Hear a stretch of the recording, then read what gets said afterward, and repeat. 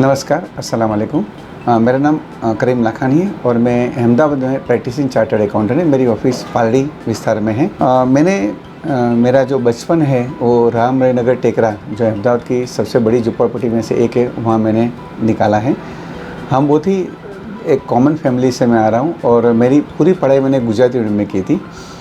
जब मैं पढ़ रहा था तब हमारी आर्थिक सिचुएशन थी वो बहुत ही ख़राब थी।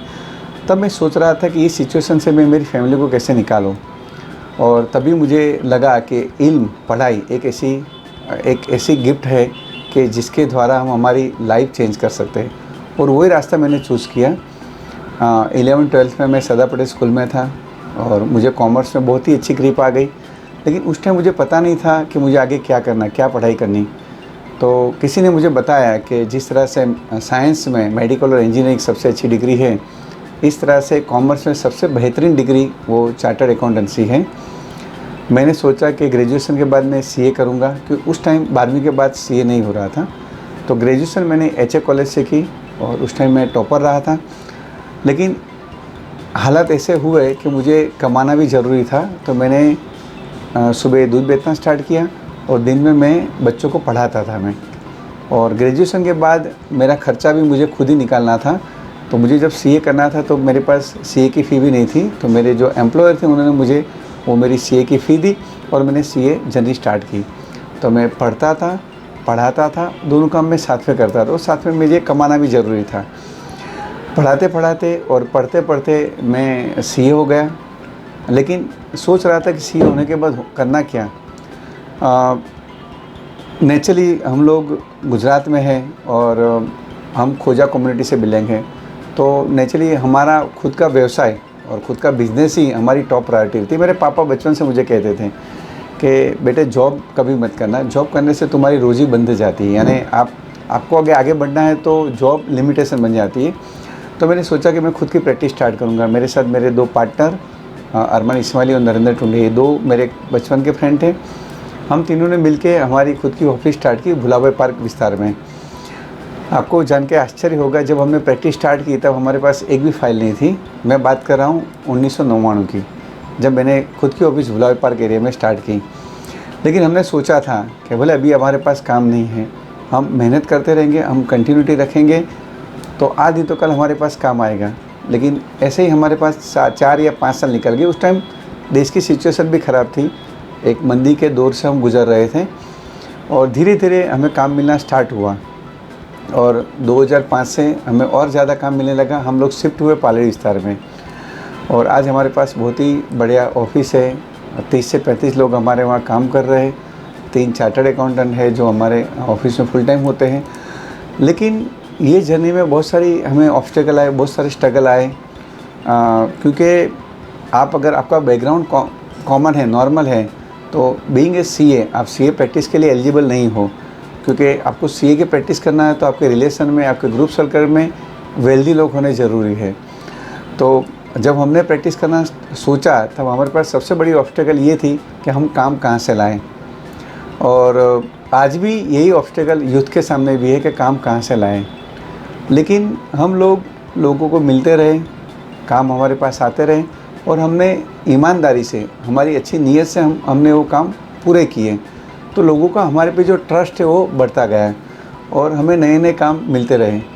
और ये जर्नी में बहुत सारी हमारी जो टीम जो हमारे साथ आई, वो लोग ने भी हमारे साथ बहुत ही अच्छी तरह से काम किया। हमने यही सोचा कि हम फ़ी के पीछे नहीं दौड़ेंगे, हम काम के पीछे दौड़ेंगे। अगर काम हम अच्छी तरह से करेंगे तो मनी इज़ बाय प्रोडक्ट, पैसे तो हमें मिलेंगे।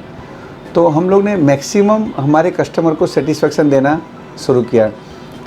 हमारी आर्थिक हालत भी सुधरने लगी और हमारा देश भी एक तेज़ी के दौर में गुजरने लगा। और नेचुरली अगर देश में तेज़ी आती है तो सीए का काम भी बढ़ता है। तो जो 2005 से 2015-16 तक जो देश में तेज़ी का दौर रहा, तो उसमें नए नए कायदे आए, इनकम टैक्स एक्ट में चेंजेस आए, नया जीएसटी आया 2017 से, तो नेचुरली हमारा काम भी बढ़ता गया।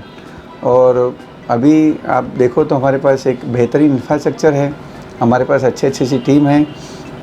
साथ में हम लोग ने मैं पर्सनल लेवल पे अगर बात करो तो मैं जो बैकग्राउंड से आया था, वो बैकग्राउंड से मैंने सोचा कि बहुत सारे हज़ारों लोग ऐसे हैं कि जो लोग को राइट टाइम पे राइट गाइडेंस नहीं मिलता है। और मैं लकी रहा कि मुझे मेरे टीचर्स, मेरे बहुत सारे वेल विशर्स, मेरे फ्रेंड, ऐसे लोग मिले कि जो लोग ने मुझे राइट टाइम पर गाइडेंस दिया।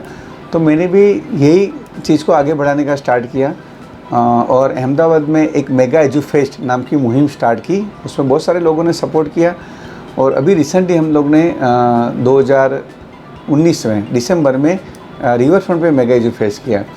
तो मैं ऐसा मानता हूँ कि अगर आप ग्रो करते हो तो आपकी एक फ़र्ज़ बन जाती है कि आप बाकी लोगों को भी आपके साथ ले जाओ। अगर आप टीम को ग्रो करोगे तो आप खुद ग्रो होगे।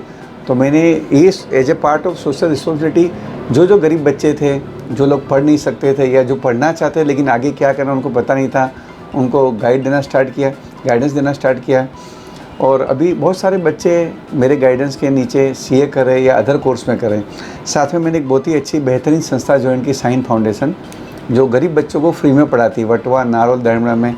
तो एक सेटिस्फेक्शन भी मिलने लगा। एक जॉब सेटिस्फेक्शन तो था लेकिन साथ में एक सोशल रिस्पॉन्सिबिलिटी सेटिस्फेक्शन भी मिलने लगा। और अभी हम लोग उस पर बड़े पैमाने पे काम करते हैं। जो बच्चे जहाँ तक आगे पढ़ना चाहते हैं वहाँ तक हम उसको पूरा सपोर्ट देने का स्टार्ट करते हैं। मेरी यूथ को एक मैसेज है कि आप कोई भी प्रोफेशन करो या कोई भी बिजनेस करो, जो भी काम करो दिल से करो, आपका 100% दो। आप पैसे को मत देखो। अगर आपने काम अच्छी तरह से किया है, आपके 100% आपने कंटिन्यूटी रखी है, तो आपको आज नहीं तो कल पैसे तो मिलने वाले हैं। लोग क्या करते हैं, अभी मैं यूथ में देखता हूँ, वो गलत भी नहीं है लेकिन वो इजी मनी के पीछे भागते हैं, इजी जॉब के पीछे भागते हैं। मैं उनको ये कहूँगा कि आपका रास्ता जितना डिफ़िकल्ट होगा, जितना चैलेंज होगा, उतनी आपको इतनी बड़ी अपॉर्चुनिटी मिलेगी। लेकिन सबसे इम्पोर्टेंट चीज़ है पेशेंस, कंटिन्यूटी। ये दो चीज़ अगर आप रखोगे तो आज नहीं तो कल आपको सक्सेस होना ही है। और सबसे इम्पोर्टेंट चीज़ है आपकी नीयत। आप जो भी काम करो ऑनेस्टी से करो। अगर आप ऑनेस्टी रखोगे तो लोगों का आप पे ट्रस्ट बढ़ेगा। अगर लोगों का ट्रस्ट आप पे बढ़ेगा तो ऑटोमेटिक अपॉर्चुनिटी आपके पास आएगी। मैं टुडेज़ फैक्ट समाचार के मोहम्मद आमिर साहब का शुक्रिया अदा करता हूं कि उन्होंने आज मुझे ये मौका दिया कि आपसे मैं रूबरू बात कर सकूं और आगे कुछ भी ज़रूरत होगी तो मैं अवेलेबल हूँ। शुक्रिया। देश और दुनिया की ताज़ा खबरों के लिए समाचार मित्र को सब्सक्राइब करें और बेल आइकन को प्रेस करें।